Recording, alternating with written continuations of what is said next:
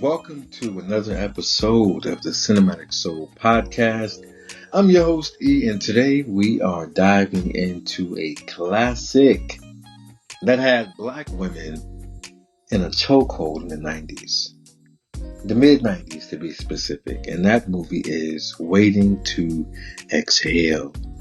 Now, if you were around and older than I was in 1995, then you couldn't escape this movie or this legendary soundtrack. And if you weren't, don't worry about it, sweetheart. Don't worry about it, sweetheart. I got you.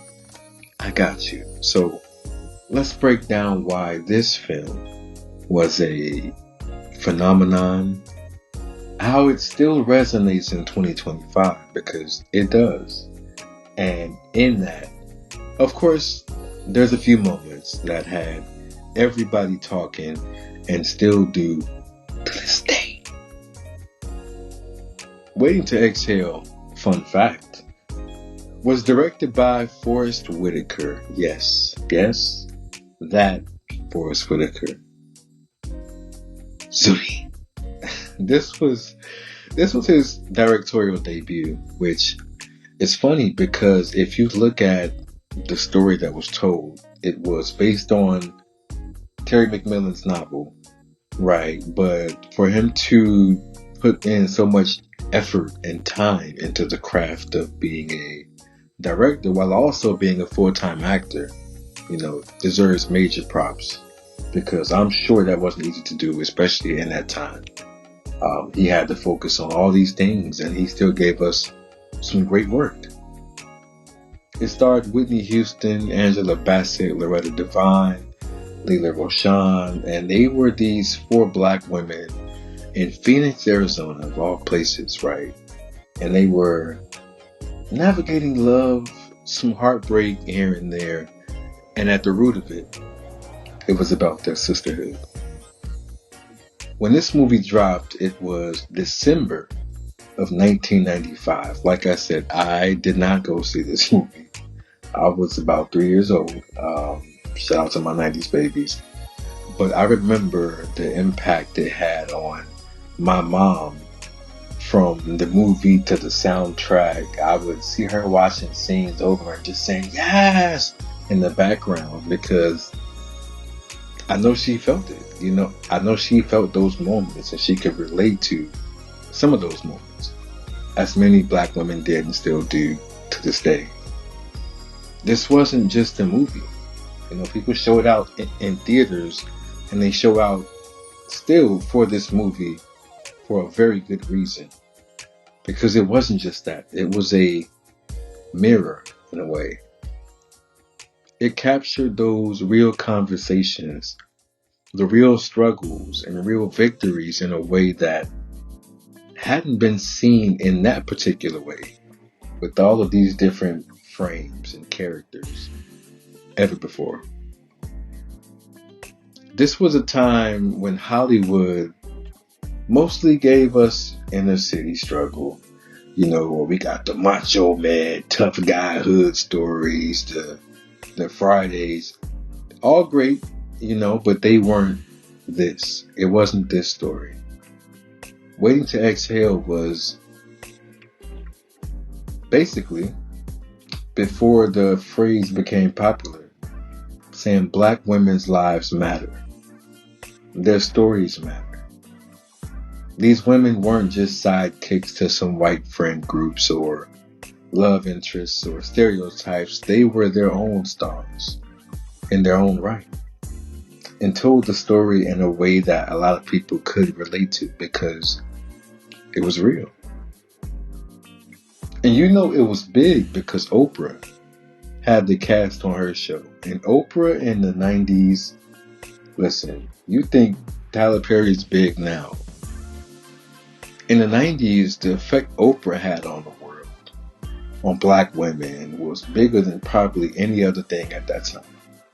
And she had them on the show, and she even compared it to the black woman's version of the Million Man March. And it was just a moment, It was a moment of unity and recognition that black women hadn't really seen or had on screen in such a way.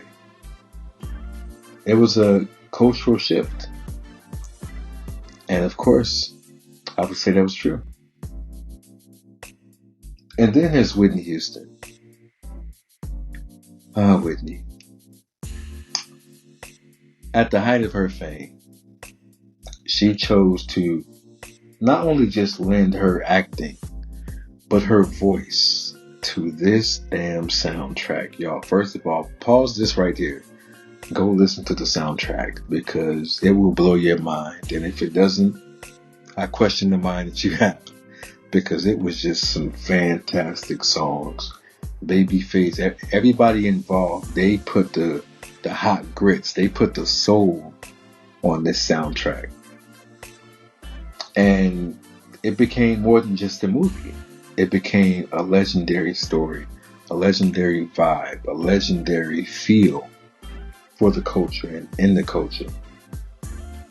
So today let's talk about how the film redefined black womanhood in Hollywood.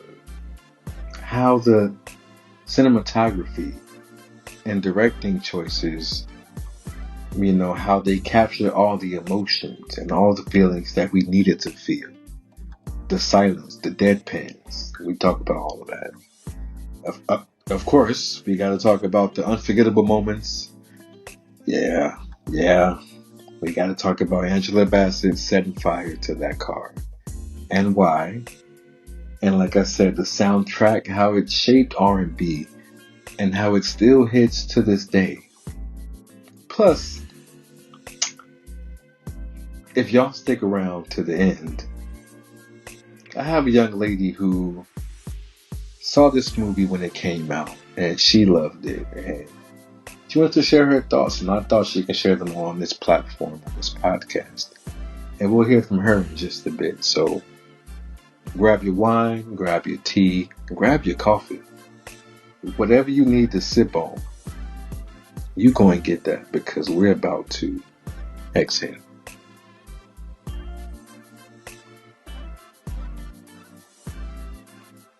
Usually I don't do a deep dive into every character or every main character because I feel like some of the times I just want you to learn about this part of the movie or that part of the movie. But I feel like with this one, each main character was very important for different reasons. So breaking down who they are and telling you about them a bit if you haven't seen it will be very helpful. So let's meet our four women who carry this film. We have Savannah Jackson, played by Whitney Houston. The lovely Whitney Houston. Rest in peace, Nippy. She was a successful TV producer with a great career, but she was waiting on love. And if you saw her, you would see she was dressed nice, doing well for herself. All the things they tell you is enough to find love, right? So, what was her problem? So, let's talk about it. She was low key, but high key at the same time. In love with a married man who had her believing that he'll leave his wife, which that's a tale as old as time. Unfortunately, if he told you that he only sees you on certain holidays after the holiday, he can't see you Christmas Day because he's with his family, Hey, friend. I'm sorry. We need to have a talk. You're not number one, and you deserve to be. Whitney played that character, but she played her with so much grace and a quiet yearning that she was the friend who looked, like I said, like she had it all together, but on the inside, she was struggling. And damn, that's a real feeling. Then we get to Bernadine, played by Angela Bassett. And if you thought Savannah was going through stuff, right? If Savannah is waiting to exhale. Then Bernie is holding her breath in fury. And boy, do we see that fury. If you haven't seen the movie, at least go and Google the best scenes or like YouTube it. I'm sure a scene with her in it will come up probably first, because that's probably one of the most impactful scenes in this movie.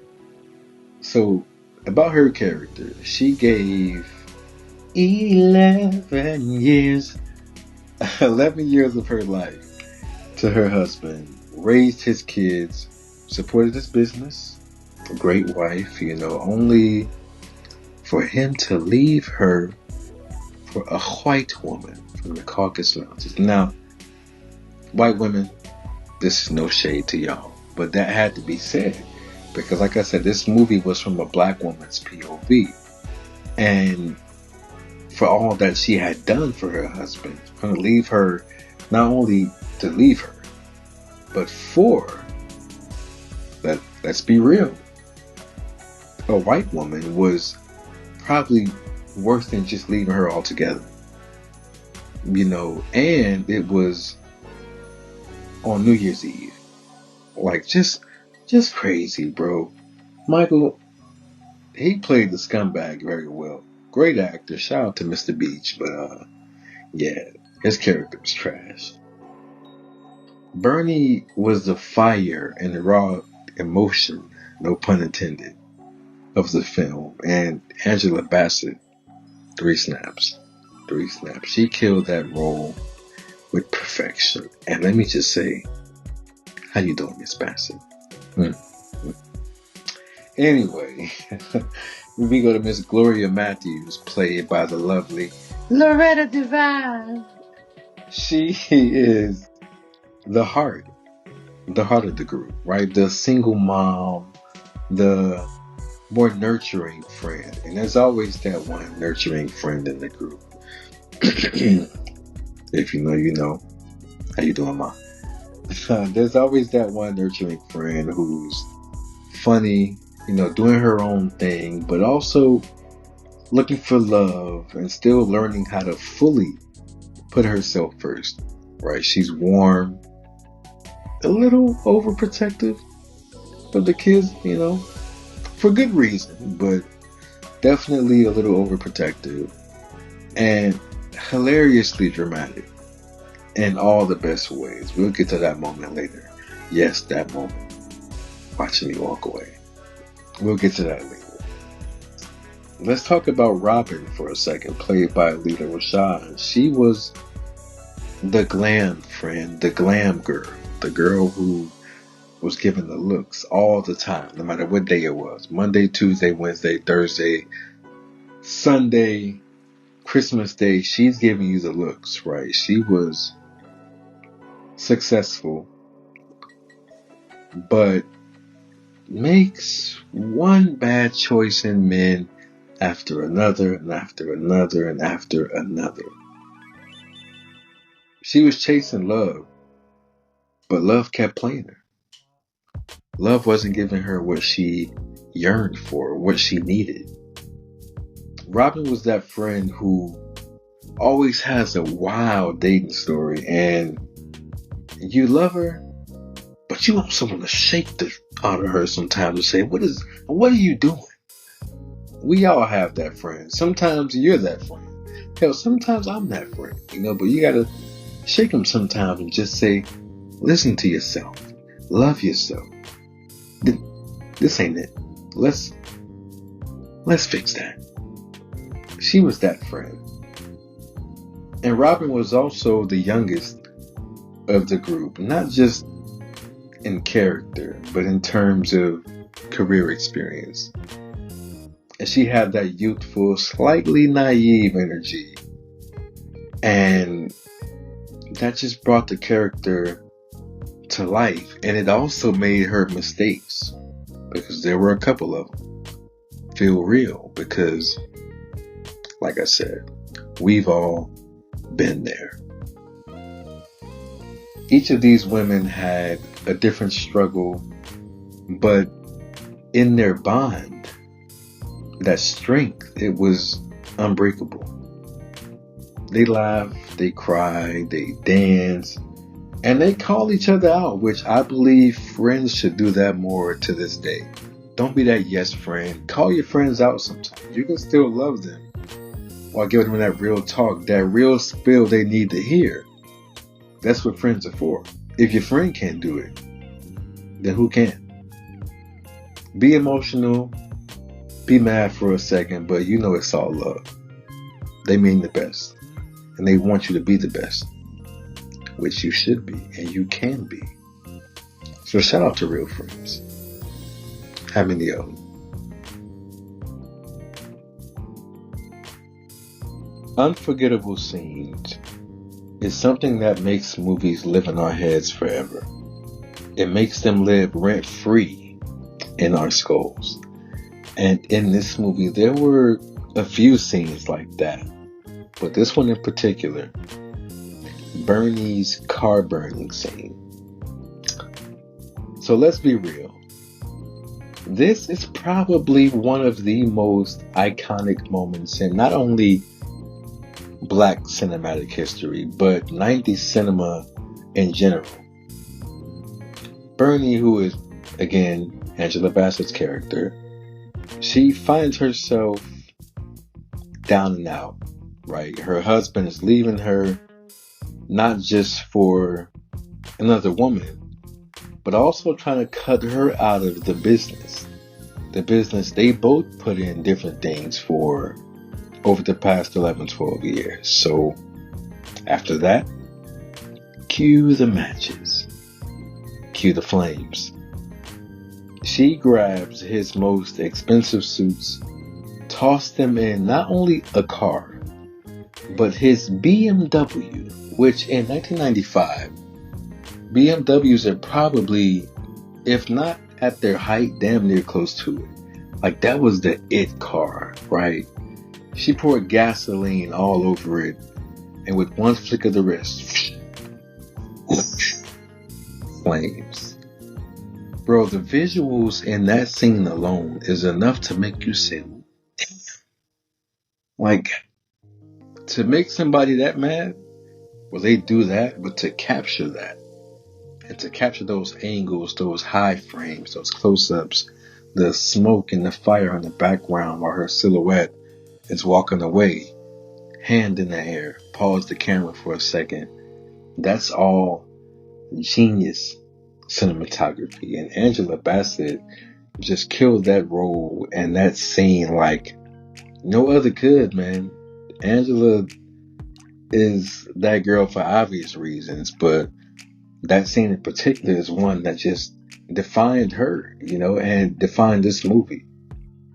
And what's playing in the background? Mary J. Blige is Not Gonna Cry.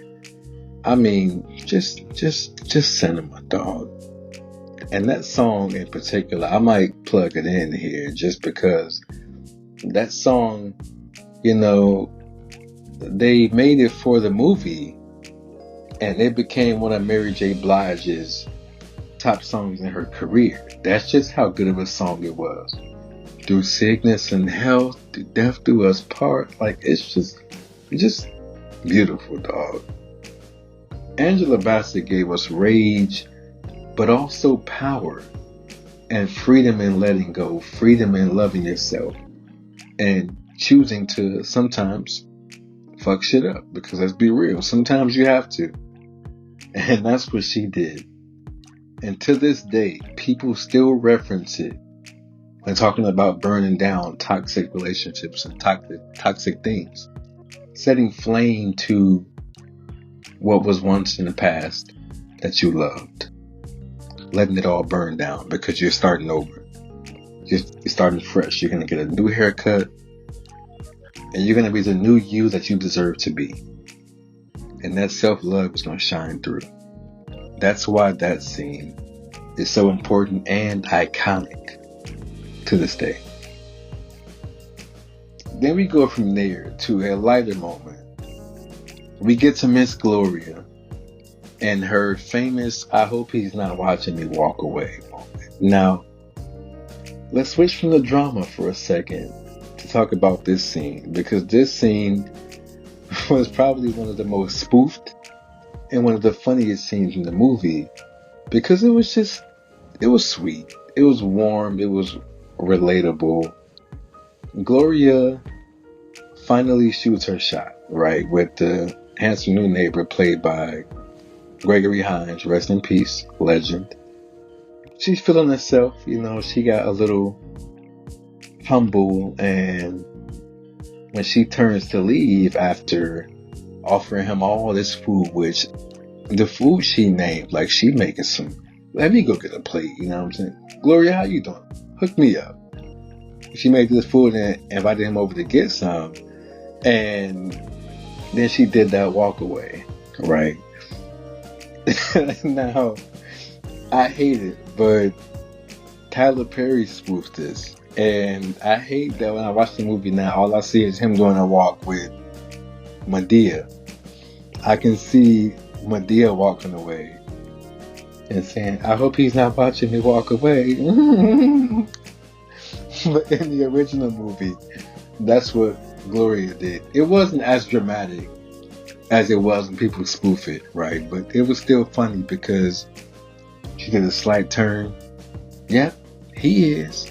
And he was looking. Sometimes you gotta investigate, if you will, right? And just check out the landscape of things in life. And that's what he was doing. And she knew he was looking. So she gave a little extra something in that walk. And it was just funny because it was real. He was looking.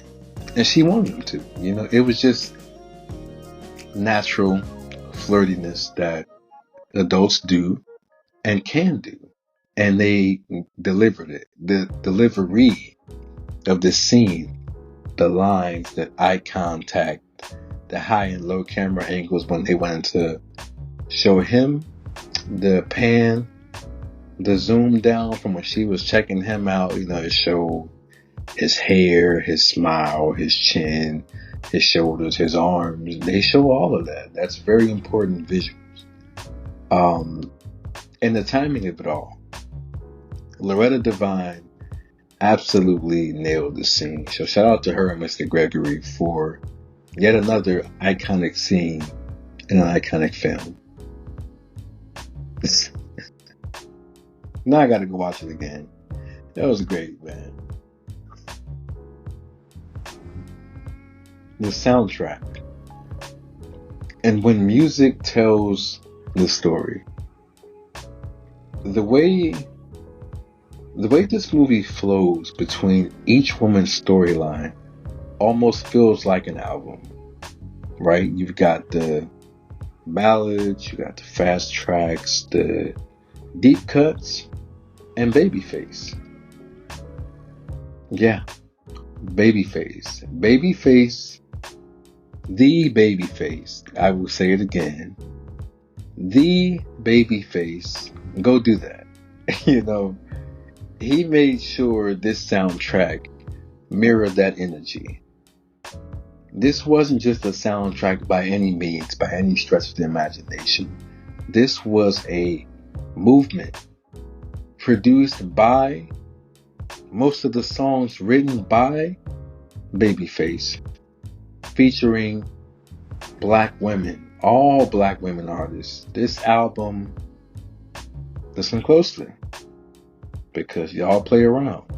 This album went 7 times platinum and became one of the greatest R&B soundtracks and soundtracks ever. Now, you tell me, who is Babyface? I'll wait. Give you a couple seconds. Did you look it up? Do you know who Babyface is? Yeah. The songs on this soundtrack, from Exhale, Shoot, baby. Like, just great. But my favorite song, it's funny because this song literally has no words. This song is just a vibe. And I hate saying that, but it's so true. It's Shantae Moore with CeCe Winans on the background. And Babyface made this song for Shantae Moore. And there's a lot happening, right? Some people get confused by it, but the simplicity of this song and the emotions you can feel from her scatting and the melody, the music in the background, it just flows so perfectly. And as an adult, that's probably my favorite song from the soundtrack currently. Now, my top three, I have two others on that list, so that's my favorite. But number two, for different reasons, because the vocal Bible, Brandy Norwood, hate or love her, you can't deny her talent. That woman is cold. And sitting up in my room with like a sly stone twist, Babyface, he concocted this laid back funk, like this smooth beat for this 15, 16-year-old girl to come sing on this track. And Brandy, without a doubt, of course she did. She killed it. That's my second favorite song. And then number three, I gotta give it to Love Will Be Waiting at Home. Because that song, if you talk about heartbreak or telling somebody how much you love them, how much you miss them, that song is just perfection. It's also the song that played in Two Can Play That Game when Shantae and Keith saw each other at the club at the end of the movie, where it's like, okay, let's stop playing these games. Let's get back together. I love you. Let's talk about this. And that's the song that was playing in the club when she saw Keith and they began to speak. It's just a gorgeous song. The lyrics, the feeling, and the emotion you get from that song is just a masterclass of putting two and two together, right? And making it fit the feeling that you want to be portrayed, the feeling that you want to express in that moment is what that song does perfectly. So that's my top three. We got Way You by Shantae Moore, Sitting Up in My Room, and then Love Will Be Waiting at Home. That's my big three for this soundtrack. What's yours? Or not three. Give me one song. What's the one song from this soundtrack that you always come back to, no matter what? Let me know.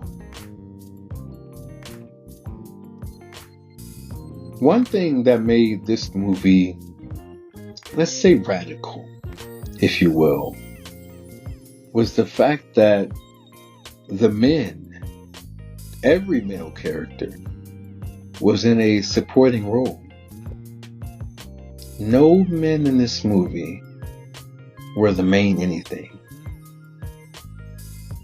The women led the way from start to finish, and I love that. And you had some heavyweight male actors in this movie. You know, you got Wesley Snipes, Dennis Haysbert, even Gregory Hines, like I said, Michael Beach. But they were just Wendell Pierce. Wendell Pierce. I wasn't even going to go there, but Wendell Pierce was just, that little cameo was crazy. All these men were in this film, but they were only there to serve the women's stories. They weren't the focus at all. They were there to be chipped in whenever you need. When you want to drag in this part or that part for story's sake, throw a man in there. But for the real, the nitty gritty, it's all about the women. And that's rare. That was rare in Hollywood in 95, in the 90s period. Hell, that's even rare now. So the choice to make that the focus was genius. Alright, y'all. Remember earlier how I said that there was a young lady who wanted to share her thoughts on Waiting to Exhale? Well, That young lady happens to be my mother. Now, I want y'all to show her some love, listen to her, talk about this movie, because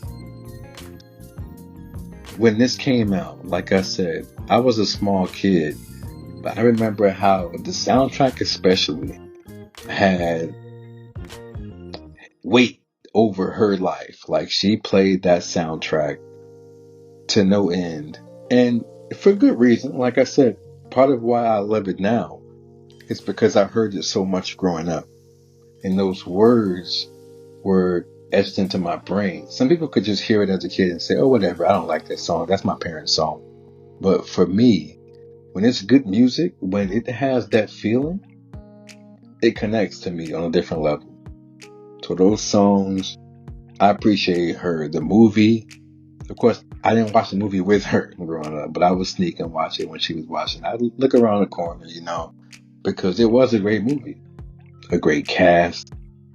And I want y'all to hear how she felt in 95 when this dropped. How did black women feel when this movie came out? So without further ado, check out my dukes. Where do I begin when it comes to the movie Waiting to Exhale? I remember when it first came out, my girlfriends and I, about 15 of us, we went to see the movie. We all got together and we met there, and we were so excited to see this movie, and it did not disappoint. From the characters to the soundtrack to the lessons, things that we've all experienced at one point or another in our lives. And for me, the character that I related to most of all was Loretta Devine's character. What is her name? Gloria, if I'm not mistaken. It was just the whole thing with her being the mother, raising the son, trying to instill values in him and separate her life as well as being the mother to her child who grew up to be a man and learning how to let go. Those were lessons that I had to learn being a mother as well. Um, but also when she did the whole scene for when she was inviting him over for dinner. And she said, I just cooked a little bit of something. And she went on and talked about the collard greens, fried chicken, candy yams, macaroni and cheese, a few slices of ham. That would have been me. That was like one of my favorite parts. And when she was walking away, and he said, no, I'm sorry, she said, oh, I know he's not watching me. And then she said, oh, he's looking. And she switched a little bit more. What woman hasn't done that in her lifetime? So we thoroughly enjoyed it. Just seeing how the camaraderie was with the women, the woman, then how um, when what's her name? I'm sorry. When she was getting a divorce, Angela Bassett. I'm sorry. When Angela Bassett was getting a divorce, when the whole scene when she went and burned the car down, I think every woman in the theater went crazy. But it was just one of those movies that brought us together as women. It gave us different conversations to have. We had different parties with wine and conversation where we got to talk about how this movie really affected us in our lifetime. And let's not forget about this soundtrack. I could play this soundtrack over and over and over again because with each song there was something I could relate to. So this movie is one of my favorites, and it's actually making me go back and listen to the soundtrack once again. So I can't wait to see what everybody thinks about it. And if you haven't checked out Waiting to Exhale yet, please do so.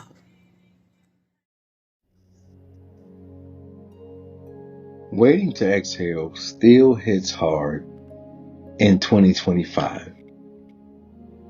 Whether it be the friendship aspect alone, the emotions of the entire film, from character to character, the music, it's all timeless. And let's not forget, It all started with Terry McMillan's book. Terry McMillan herself is just part of Black culture and Black women being able to express themselves, whether it be on paper, on the radio, on film. She was one of the groundbreakers in that aspect in the 90s. She put out so much work and gave so much to the culture, to the community. That book was a bestseller because Black women saw themselves in it. They felt seen. They felt whole for one of the first few times in their lives. And the success of both the book and the film opened the door for more stories about Black women's lives on TV or in movies like this, and even in music alone. Being able to tell their story was now a reality. Black women, I appreciate you. And from the bottom of my heart, I love you. Keep flourishing. And this podcast will do that same thing. This has been a great episode, y'all. Until next time, stay tuned, stay Black, stay proud, and keep the soul and cinema alive. I'll see y'all next week. Peace and love.